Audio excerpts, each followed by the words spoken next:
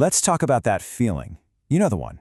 1 minute, everything's looking up, jobs are easy to find, and people are feeling pretty good. But then, almost overnight, the headlines change, and there's all this talk about downturns and uncertainty. It makes you wonder, right? You know that feeling? The big climbs, the thrilling heights, and then that stomach-lurching drop? Is all of that just random, or is there actually a pattern to the whole thing? Well, believe it or not, this roller coaster has a name, and its track is more predictable than you might think. And that's it, right there, the trade cycle. This one concept is the key that explains the rhythm behind all the economic news, the real reason for all those booms and busts. So let's spend the next few minutes breaking down what that actually means. All right, first things first. To really get this, we need to think about the economy's natural ebb and flow. Don't picture it as some chaotic, unpredictable storm. Instead, think of it more like a powerful tide in the ocean, with currents that pull everything along for the ride.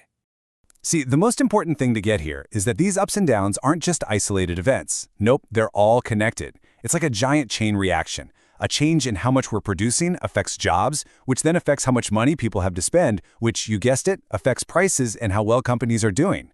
It's this massive, tangled system that tends to move all together. Okay, so now we've got the general vibe, but let's get a little more specific. What exactly is a trade cycle, at least according to the economists who study this stuff? Let's pull up the official definition.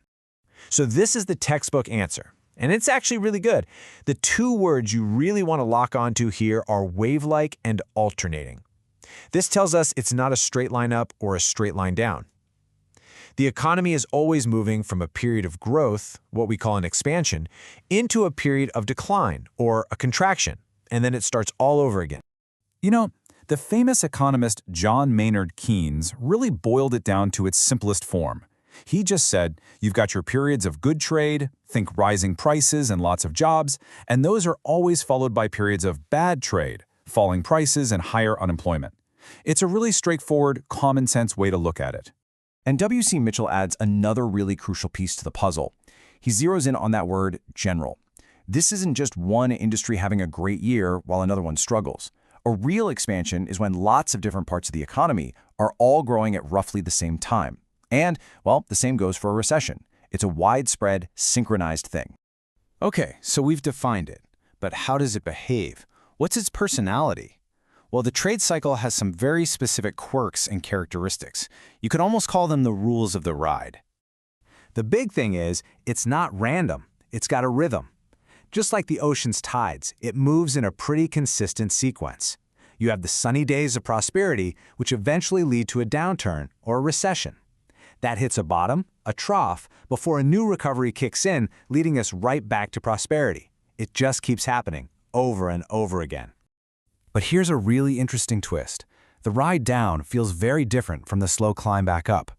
The switch from a boom to a recession can feel incredibly sudden, sharp, and intense, like a sudden jolt.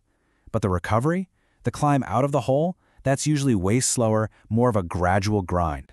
And get this, there's data to prove it isn't just a feeling.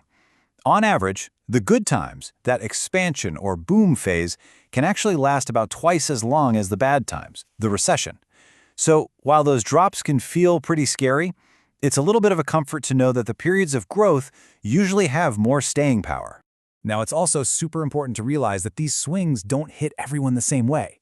Some industries get absolutely rocked by the cycle. I'm talking about the companies that make the big-ticket items, the giant machinery, the new factories, what economists call capital goods. Those get hit hard. On the other hand, the stuff we all have to buy no matter what, food, basic services, those tend to be a whole lot more stable. So far, we've kind of been talking about the cycle inside one country's economy. But in the world we live in today, no economy is really on an island by itself, right? So let's zoom out and see how this whole pattern plays out on the global stage. It turns out the trade cycle is pretty contagious. It might start in one part of the economy, but it spreads quickly to all the others.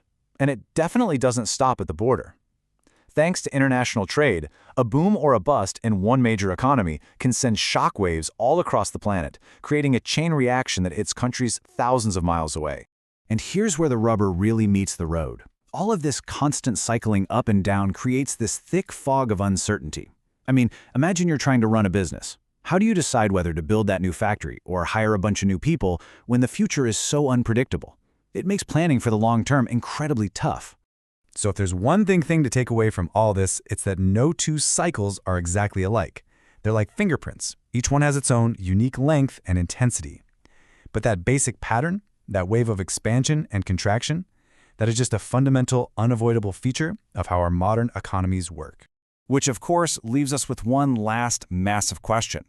If we know these economic tides are going to keep coming in and going out, if we can't stop them, then the real challenge becomes learning how to navigate them. How can we all, businesses, governments, and just regular people, learn how to ride these waves? Definitely something to think about. Thanks for tuning in.